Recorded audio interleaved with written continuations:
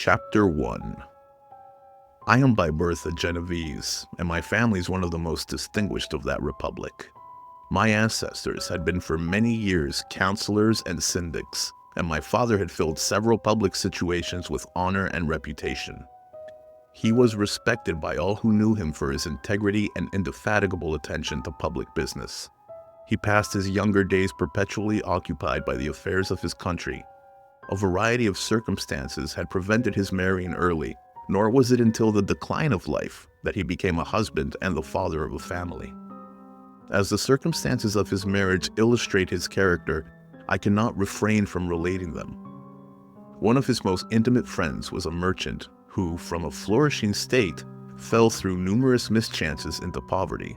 This man, whose name was Beaufort, was of a proud and unbending disposition and could not bear to live in poverty and oblivion in the same country where he had been formerly distinguished for his rank and magnificence.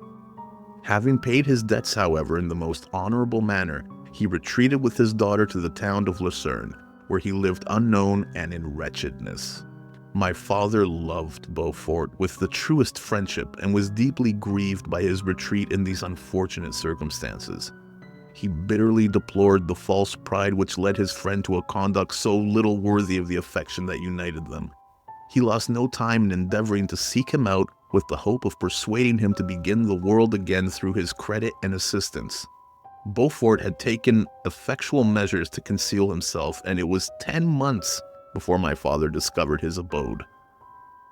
Overjoyed at this discovery, he hastened to the house, which was situated in a mean street near the Ruse.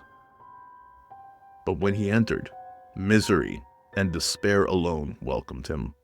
Beaufort had saved but a very small sum of money from the wreck of his fortunes, but it was sufficient to provide him with sustenance for some months, and in the meantime, he hoped to procure some respectable employment in a merchant's house. The interval was, consequently, spent in inaction. His grief only became more deep and rankling when he had leisure for reflection, and at length it took so fast hold of his mind that at the end of 3 months he lay on a bed of sickness, incapable of any exertion. His daughter attended him with the greatest tenderness, but she saw with despair that their little fund was rapidly decreasing and that there was no other prospect of support. But Caroline Beaufort possessed a mind of an uncommon mold, and her courage rose to support her in her adversity. She procured plain work, she plaited straw, and by various means contrived to earn a pittance scarcely sufficient to support life.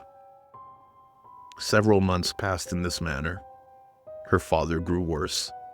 Her time was more entirely occupied in attending him, her means of subsistence decreased, and in 10 months her father died in her arms, leaving her an orphan and a beggar. This last blow overcame her, and she knelt by Beaufort's coffin, weeping bitterly when my father entered the chamber. He came like a protecting spirit to the poor girl, who committed herself to his care, and after the interment of his friend, he conducted her to Geneva and placed her under the protection of a relation. 2 years after this event, Caroline became his wife. There was a considerable difference between the ages of my parents, but this circumstance seemed to unite them only closer in bonds of devoted affection. There was a sense of justice in my father's upright mind which rendered it necessary that he should approve highly to love strongly. Perhaps during former years he had suffered from the late discovered unworthiness of one beloved, and so was disposed to set a greater value on tried worth. There was a show of gratitude and worship in his attachment to my mother, differing wholly from the dawning fondness of age, for it was inspired by reverence for her virtues and a desire to be the means of, in some degree, recompensing her for the sorrows she had endured, but which gave inexpressible grace to his behavior to her. Everything was made to yield to her wishes and her convenience.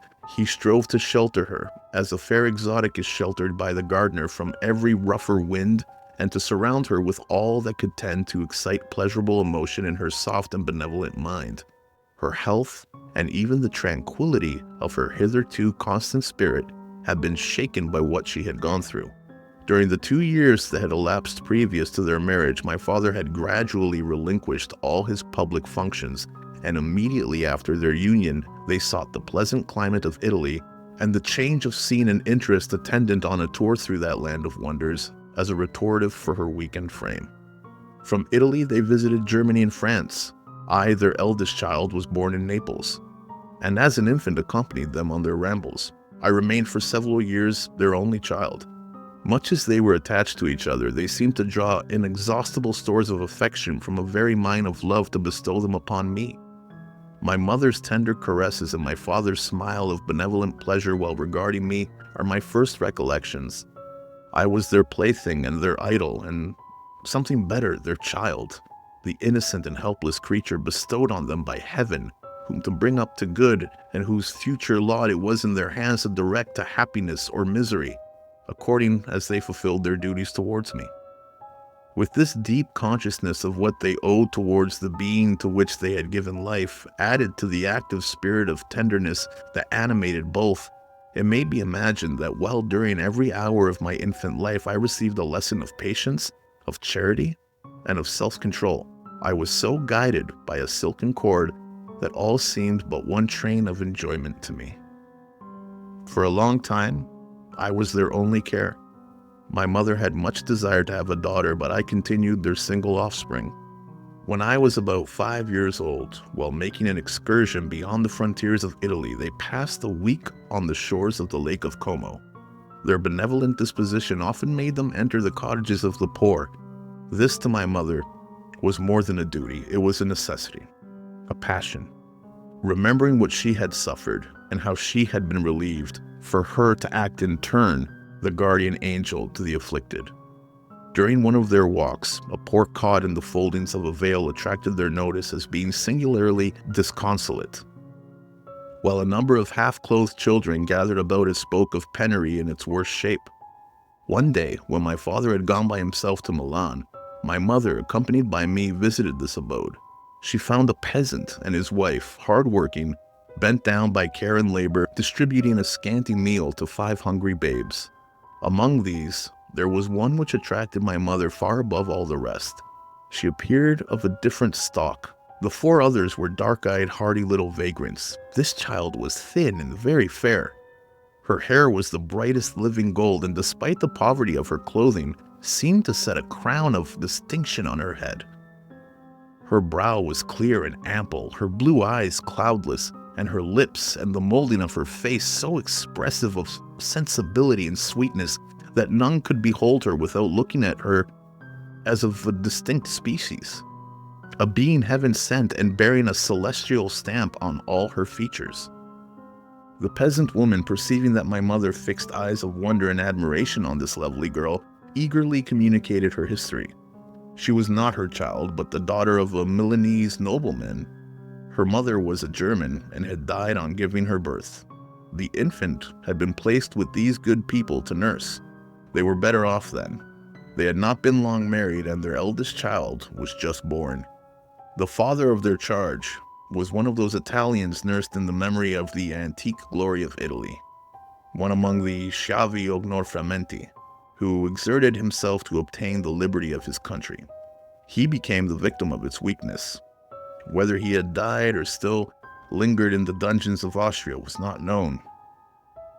His property was confiscated. His child became an orphan and a beggar. She continued with her foster parents and bloomed in their rude abode, fairer than a garden rose among dark-leaved brambles. When my father returned from Milan, he found playing with me in the hall of our villa a child fairer than pictured cherub, a creature who seemed to shed radiance from her looks and whose form and motions were lighter than the chamois of the hills. The apparition was soon explained. With his permission, my mother prevailed on her rustic guardians to yield their charge to her. They were fond of the sweet orphan. Her presence had seemed a blessing to them, but it would be unfair to her to keep her in poverty and want when Providence afforded her such powerful protection. They consulted their village priest, and the result was that Elizabeth Lavenza became the inmate of my parents' house. My more than sister, the beautiful and adored companion of all my occupations and my pleasures. Everyone loved Elizabeth. The passionate and almost reverential attachment with which all regarded her became, while I shared it, my pride and my delight.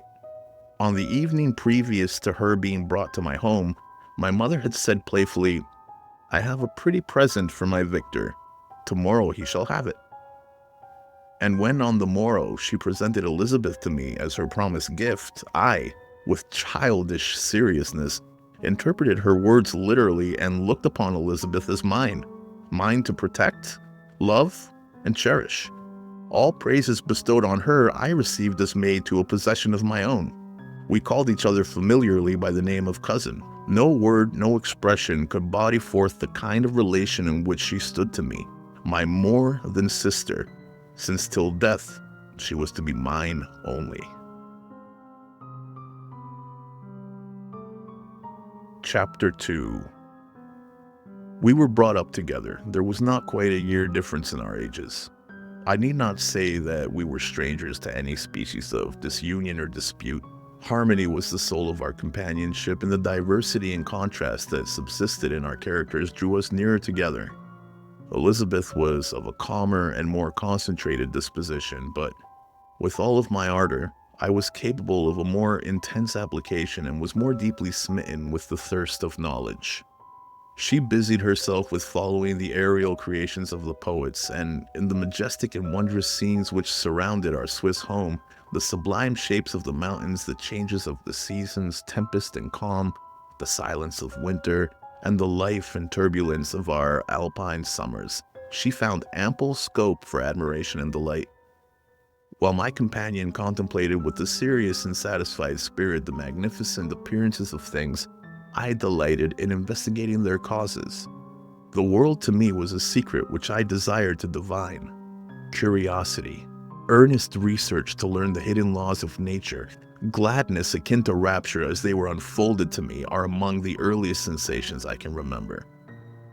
On the birth of a second son, my junior by 7 years, my parents gave up entirely their wandering life and fixed themselves in their native country. We possessed a house in Geneva and a campaign on Bellerive, the eastern shore of the lake, at the distance of rather more than a league from the city. We resided principally in the latter, and the lives of my parents were passed in considerable seclusion. It was my temper to avoid a crowd and to attach myself fervently to few. I was indifferent, therefore, to my school fellows in general, but I united myself in the bonds of the closest friendship to one among them. Henry Clerval was the son of a merchant in Geneva. He was a boy of singular talent and fancy. He loved enterprise, hardship, and even danger for its own sake. He was deeply read in books of chivalry and romance. He composed heroic songs and began to write many a tale of enchantment and knightly adventure. He tried to make us act plays and to enter into masquerades in which the characters were drawn from the heroes of Roncesvalles, of the Round Table of King Arthur, and the chivalrous train who shed their blood to redeem the Holy Sepulchre from the hands of the infidels. No human being could have passed a happier childhood than myself. My parents were possessed by the very spirit of kindness and indulgence. We felt that they were not the tyrants to rule our lot according to their caprice, but the agents and creators of all the many delights which we enjoyed. When I mingled with other families, I distinctly discerned how peculiarly fortunate my lot was, and gratitude assisted the development of filial love. My temper was sometimes violent, and my passions vehement, but by some law in my temperature, they were turned not towards childish pursuits, but to an eager desire to learn, and not to learn all things indiscriminately. I confess that neither the structure of languages, nor the code of governments, nor the politics of various states possessed attractions for me. It was the secrets of heaven and earth that I desired to learn, and whether it was the outward substance of things or the inner spirit of nature and the mysterious soul of man that occupied me, still my inquiries were directed to the metaphysical, or in its highest sense, the physical secrets of the world. Meanwhile, Clerval occupied himself, so to speak, with the moral relations of things. The busy stage of life, the virtues of heroes, and the actions of men were his theme, and his hope and his dream was to become one among those whose names are recorded in story as the gallant and adventurous benefactors of our species. The saintly soul of Elizabeth shone like a shrine-dedicated lamp in our peaceful home. Her sympathy was ours. Her smile, her soft voice, the sweet glance of her celestial eyes were ever there to bless and animate us. She was the living spirit of love to soften and attract. I might have become sullen in my study, rough through the ardor of my nature, but that she was there to subdue me to a semblance of her own gentleness. And Clerval, could aught ill entrench on the noble spirit of Clerval? Yet he might not have been so perfectly humane, so thoughtful in his generosity, so full of kindness and tenderness amidst his passion for adventurous exploit, had she not unfolded to him the real loveliness and beneficence and made the doing good the end and aim of his soaring ambition. I feel exquisite pleasure in dwelling on the recollections of childhood, before misfortune had tainted my mind and changed its bright visions of extensive usefulness into gloomy and narrow reflections upon self. Besides, in drawing the picture of my early days, I also record those events which led, by insensible steps, to my aftertale of misery, for when I would account to myself for the birth of that passion which afterwards ruled my destiny, I find it arise like a mountain river from ignoble and almost forgotten sources, but swelling as it proceeded, it became the torrent which in its course has swept away all of my hopes and joys. Naturally, philosophy is the genius that has regulated my fate. I desire, therefore, in this narration, to state those facts which led to my predilection for that science. When I was 13 years of age, we all went on a party of pleasure to the baths near Thonon. The inclemency of the weather obliged us to remain a day confined to the inn. In this house, I chanced to find a volume of the works of Cornelius Agrippa. I opened it with apathy. The theory which he attempts to demonstrate and the wonderful facts which he relates soon changed this feeling into enthusiasm.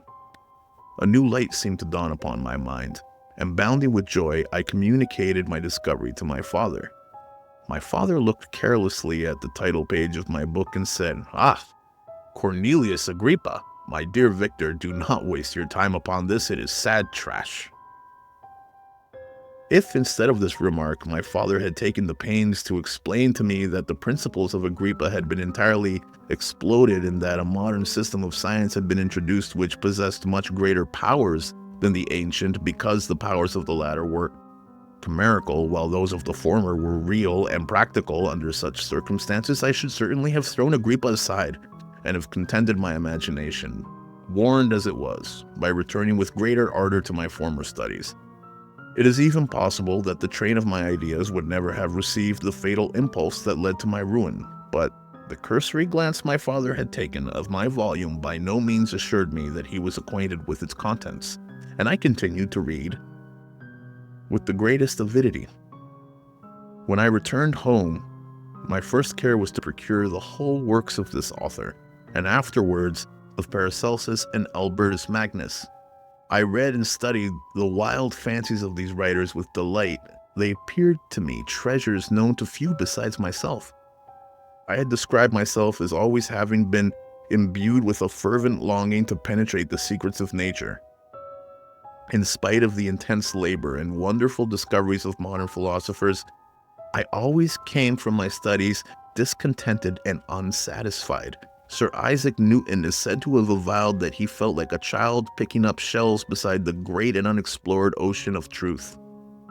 Those of his successors in each branch of natural philosophy with whom I was acquainted appeared, even to my boy's apprehensions, as tyros engaged in the same pursuit. The untaught peasant beheld the elements around him and was acquainted with their practical uses. The most learned philosopher knew little more. He had partially unveiled the face of nature, but her immortal lineaments were still a wonder and a mystery. He might dissect, anatomize, and give names, but not to speak of a final cause. Causes in their secondary and tertiary grades were utterly unknown to him. I had gazed upon the fortifications and impediments that seemed to keep human beings from entering the citadel of nature, and rashly and ignorantly I had repined. But here were books, and here were men who had penetrated deeper and knew more. I took their word for all they averred, and I became their disciple. It may appear strange that such should arise in the 18th century, but while I followed the routine of education in the schools of Geneva, I was to a great degree self-taught with regard to my favorite studies. My father was not scientific, and I was left to struggle with a child's blindness, added to a student's thirst for knowledge. Under the guidance of my new preceptors, I entered with the greatest diligence into the search of the philosopher's stone and the elixir of life, but the latter soon obtained my undivided attention. Wealth was an inferior object, but what glory would attend the discovery if I could banish disease from the human frame and render man invulnerable to any but a violent death? Nor were these my only visions. The raising of ghosts or devils was a promise liberally accorded by my favorite authors, the fulfillment of which I most eagerly sought, and in my incantations were always unsuccessful.